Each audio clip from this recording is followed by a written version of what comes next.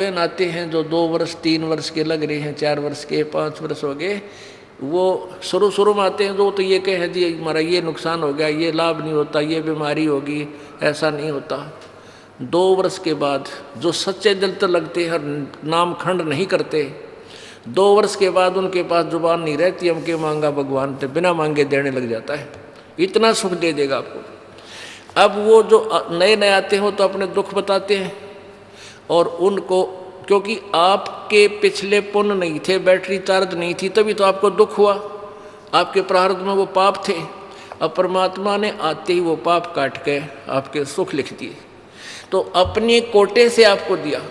फिर आपको कहा जाता है कि बेटा, बच्चा बेटी, अब तू भक्ति करके ये अपनी कमाई स्वयं कर। 1-2 सुख तो इसलिए दिया जाता है कि ये पहचान ले कि भगवान है यहाँ पर, और फिर आपने स्वयं अपनी मजदूरी करनी पड़ेगी, तभी तुम सेठ होगे।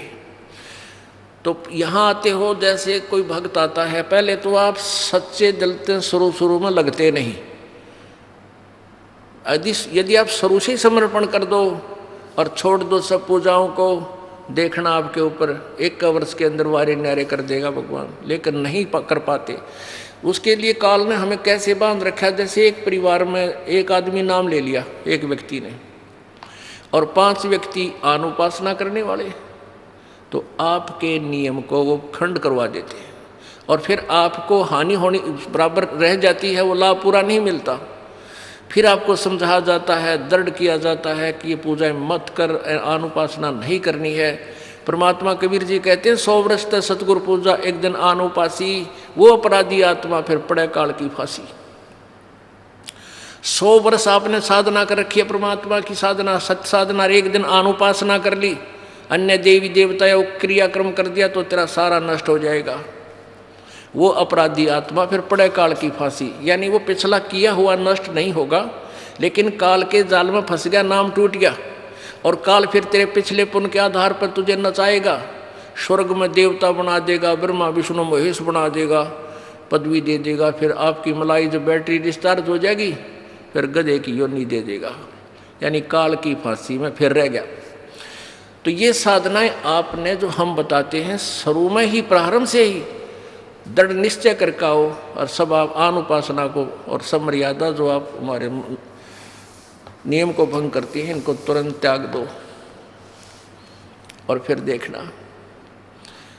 अब जैसे कोई भक्त आता है, अनजान जो ज्ञान नहीं समझ रहे, वो कहते हैं जी मेरे को ना 4 महीने हो गए नाम लिए ने, मेरे को 10 महीने हो गए, और मुझे कोई लाभ नहीं हो पा रहा, मैंने पाठ भी करा दिया, ज्योति भी बोल दी। उसके 2 कारण हो सकते हैं। एक तो ये है कि आपने बीच में कोई नाम खंड किया हुआ है, या आपका नाम खंडित है। जब नाम कनेक्शन कट गया तो पावर आएगी नहीं, तो बिजली नहीं आएगी, तो आपके पंखे चले ना कूलर चले। दूसरा ये कारण हो सकता है कि आप जैसे सर्दियों के मौसम में आपने स्वेटर भी पहन रखी है, जूते भी पहन रखे, और फिर भी आपको सर्दी लग रही है, तो क्या कारण है कि सर्दी घनी है। सर्दी घनी है तो उसका क्या उपाय है कि जर्सी और पहन, और जर्सी से भी सर्दी लग रही है तो कंबल और ले। उसका विकल्प यही है, और तरीका नहीं। अब कोई ये कहे कि मैंने स्वेटर भी पहन रखी और फिर भी सर्दी लगती है, क्या फ़ायदा हुआ, मैं तो स्वेटर निकाल कर फेंक देता हूँ, तो वो बोली बूच होगा होता है। अब आपने नाम ले लिया, आपने जोत भी चढ़ा दी, जोत भी लगवा दी, धर्म पाठ भी करवा दिया, और फिर भी आपके ऊपर थोड़ी बहुत आपत्ति है, तो पाप कर्मों की सर्दी बहुत भयंकर है। यदि देखो आपने कंबल ओढ़ लिया, कंबल ओढ़े हुए हो और फिर भी सर्दी लग रही है, तो क्या उस कंबल को फेंक देने से सर्दी खत्म हो जाएगी? नमूनिया होगा। कंबल ने जितना उसकी क्षमता थी उतना प्रोटेक्शन आपका कर रखा है। अगर ये कंबल भी ना होता इतनी सर्दी में, तो नमूनिया हो जाता आपको। तो ऐसे ही आपके ऊपर पाप कर्मों की सर्दी घनी है, और इतना कुछ धर्म करने के बाद भी थोड़ा बहुत ठूठा कि हाथ पाँव ठंडे हो रहे हैं, तो क्या नाम छोड़ देने से आपको लाभ हो जाएगा? वो नाम रूपी कंबल को फेंक देने से, धर्म रूपी कंबल को फेंक देने से आपको हानि होगी। उसका तरीका है कि और बढ़ा, रजाई ओढ़नी पड़े, रजाई ओढ़, और आग बाल के सेंकना पड़े तो आग बाल कर हाथ पैर सेंक के अपना गर्मी प्राप्त कर। तो ऐसे ही इसी तरह धर्म और बढ़ा, पुण्य बढ़ा, पाठ और कर, जोत चढ़ा।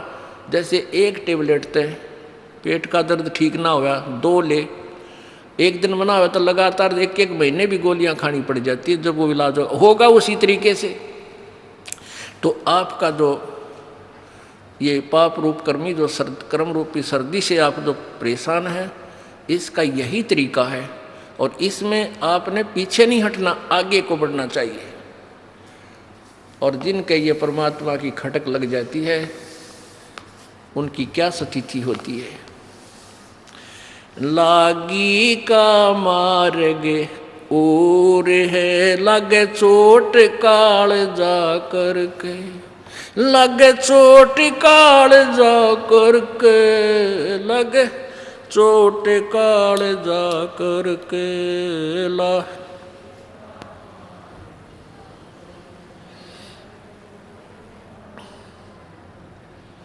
बन बीच भरतरी भूप ने एक मारा ताण निशाना, बन बीच भरतरी मारा ताण निशाना। कोई घड़ी सदी थी आवन की, साधु का हो गया आना। कोई घड़ी सदी थी आवन की, साधु का हो गया आना। कोई मुआ मर्ग जवा दियो, नत तारे धरो न बाणा। कोई मुआ मर्ग जवा दियो, नत तारे धरो न बाणा। जिंदा कर दिया डोर था, शिष बना परीक्षा करके, शिष बना परीक्षा करके, शिष बना परीक्षा करके।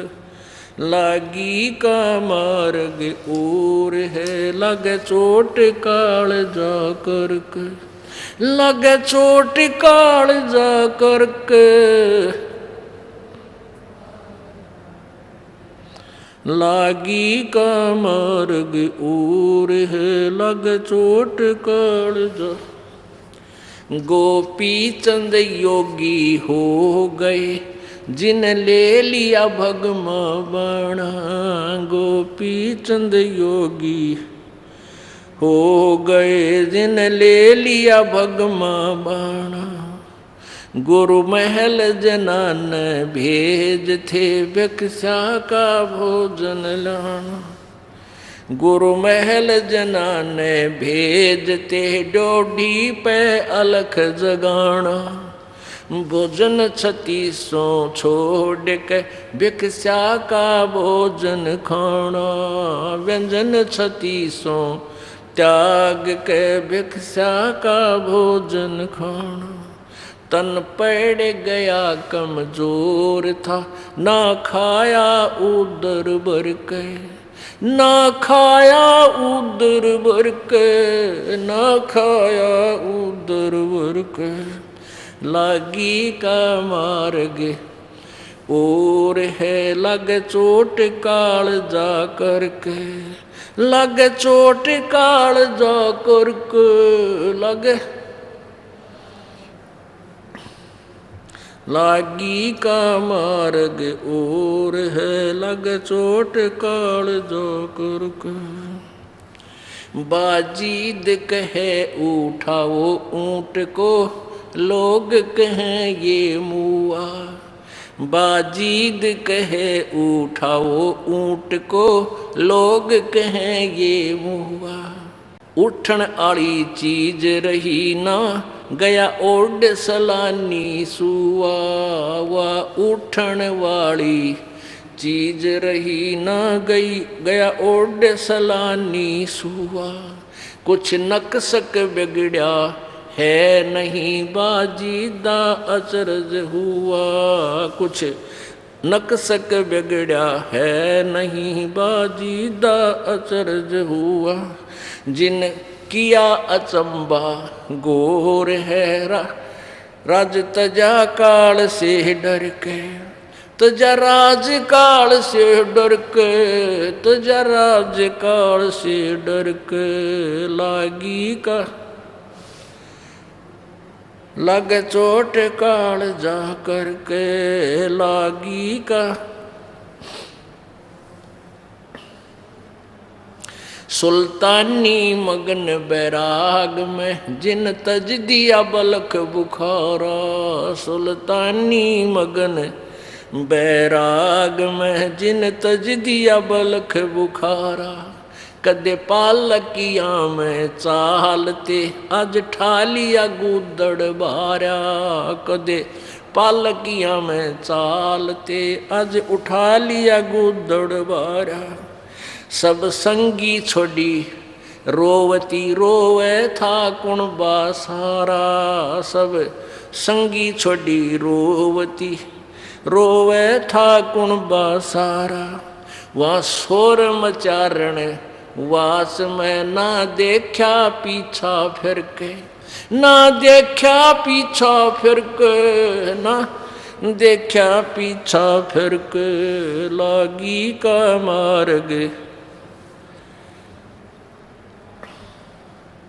लग चोट काल जा करके, लग चोट काल जा करके लागी का।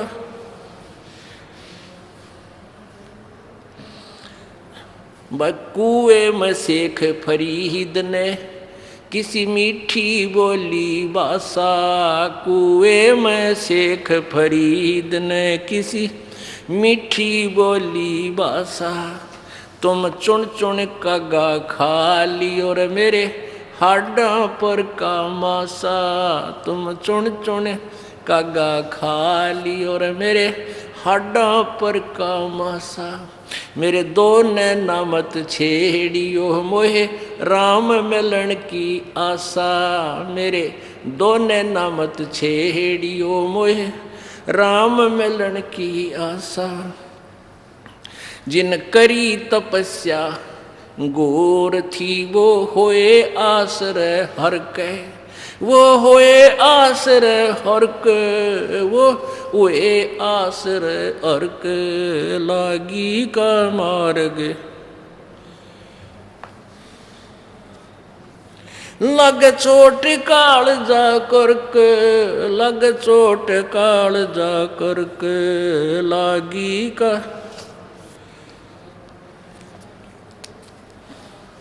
करके लागी का मार्ग जो और है लग चोट काल जा। पीपा दरिया में कूद गए रजिन कैसी करी डठाई। पीपा दरिया में कूद गए रजिन कैसी करी डठाई।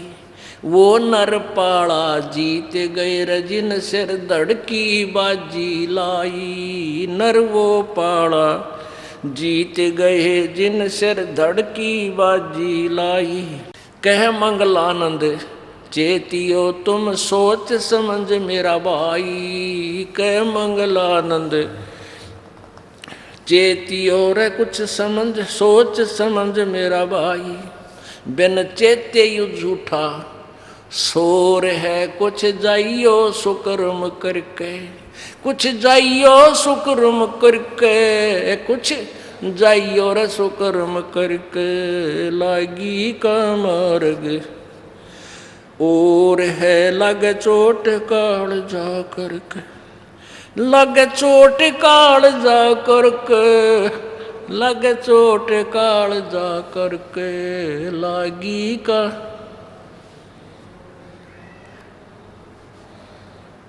सत साही। अब इस ये शब्द किसी भक्त अन्य उपासक जो था उसका बनाया हुआ है।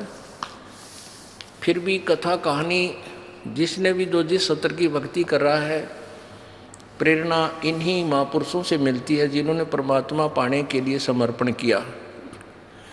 और परमात्मा उन्हीं को मिला है जिन्होंने तन मन शीस उस परमात्मा को तन मन धन सब तेरा और तेरा तुझको अर्पण के लागे मेरा। अब तो आप आते हो माया मांगने, और एक दिन ऐसा दिखा दूंगा आप नू ऐसे लिया करोगे भर भर का जेब। आप मालिक के दरबार में उस देन आया करोगे, लेन नहीं, क्योंकि आपके द्वारा किए शुभ कर्म इतने प्रफुल्लित होंगे और आपको माया के अवगुण का पता लग जाएगा। फिर भी इस माया को जोड़ जोड़ कर इसके लिए 2 नंबर का काम करके कर्म नहीं बिगाड़ सकते। तो समर्पण करोगे,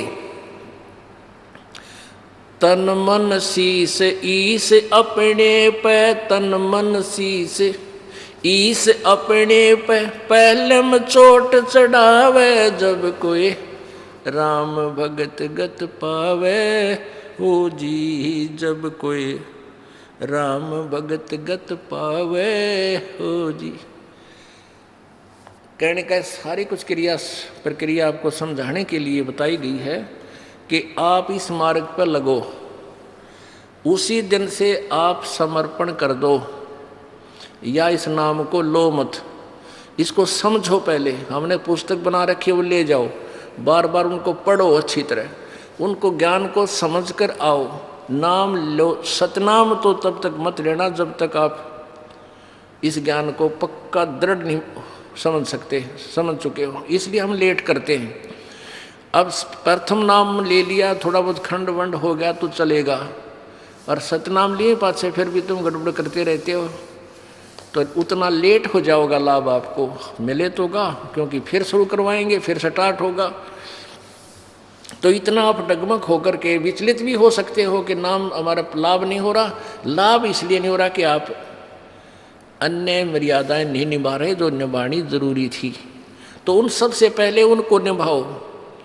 दृढ़ एक दवाई देता है वैद्य, वो ये कहा करता है भाई दवाई से ज़्यादा परहेज गणा काम करेगा। अब जैसे शुगर है किसी का, और डॉक्टर कहता है भाई चीनी नहीं खानी, तो डॉक्टर कोई बॉडी बूझ थोड़ा वैसे कह रहा तू ये चीनी मत खाना, और तो फिर भी चीनी खा रहे हो, फिर कहते डॉक्टर साहब को लाभ तो हुआ नहीं। तो आपके साथ ऐसे बनता कईयों के साथ कि हम कहते हैं ये पूजा नहीं करनी, इनको त्याग देना, हम जो बताएं यही खाना, यही गोली खाना, अर्थात ये दवाई लेना, ये मंत्र जाप करना, और जो पहले तुम करते हो वो नहीं करनी चाहिए। फिर देखना रोज नए चमत्कार आपके घरों में होंगे, आपका थूक सूख जाएगा दुनिया को लाभ बताते बताते कि हमारे घर में ऐसा लाभ हुआ, ऐसा। एक परिवार को यहाँ खड़ा कर दूँ जिसने 5 वर्ष 6 वर्ष हो गए नाम लिए ने, जिन्हें सच्चे नीत भक्ति की है मर्यादा में रहते हुए, आप उसके सैकड़ों सुख सुन सकते हो। ये वो कबीर भगवान के दिए, और आपके घर में भी होंगे। अब परमात्मा कहते हैं, भाई कबीर साहब कहते हैं, जैसे मोती ओस का ऐसी तेरी आवे, गरीबदास करो बंदगी बहुर न ऐसा दाव। ये दाव लगे आपका, ये कलयुग का समय, ये वो पीढ़ी पिछली पीढ़ी का समय रहा आपका मनुष्य जीवन, बहन भाई बेटी का। और अब कहते समझा है तो सिर दर पाओ, बहुर नहीं रे ऐसा दाव। ये समय मनुष्य जीवन और ये दास तत्वदर्शी संत परमात्मा कबीर जी का भेजा हुआ, ये सारे नंबर कदे कदे मिला करें। अरीब जो पाछा रह गया, अब भी कोई नहीं पार हुआ, तो उसके साथ नालायक नहीं धरती पे। बोलो सतगुरुदेव। परम पिता परमेश्वर सर्वशक्तिमान सर्व सृष्टि रचनहार, बंदी छोड़ कबीर साहब, कबीर देव, अल्लाहू अकबर, ये वो परमेश्वर है जिसने सर्व ब्रह्मांडों की रचना की, जो हम सब का मालिक है, हम सब का वो पिता है। ये वो परमात्मा है जो बनारस में, काशी शहर में, भारतवर्ष की पवित्र भूमि पर काशी शहर के अंदर एक लहर तारा नामक तालाब के अंदर विकसित कमल के फूल के ऊपर एक नवजात शिशु धारण करके वो परमात्मा प्रकट हुए हैं। वो परमात्मा अपने सतलोक से चलकर यहाँ आते हैं, अपनी प्यारी आत्माओं को, श्रेष्ठ आत्माओं को, दृढ़ भक्तों को आकर मिलते हैं और इस काल के द्वारा फैलाए गए अज्ञान को समाप्त करने के लिए उन अपनी प्यारी आत्माओं को अपने द्वारा रची हुई सृष्टि तथा संपूर्ण आध्यात्मिक तत्व ज्ञान से परिचित कराते हैं।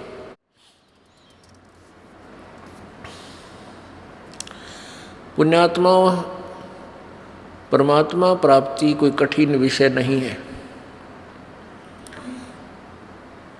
क्योंकि परमात्मा प्राप्ति के लिए मानव शरीर हो, पूर्ण संत हो, पूर्ण संत से उपदेश प्राप्त हो और आपकी सच्ची श्रद्धा और सच्ची लगन हो, अपना दैनिक कार्य स्वाभाविक कर्म करते हुए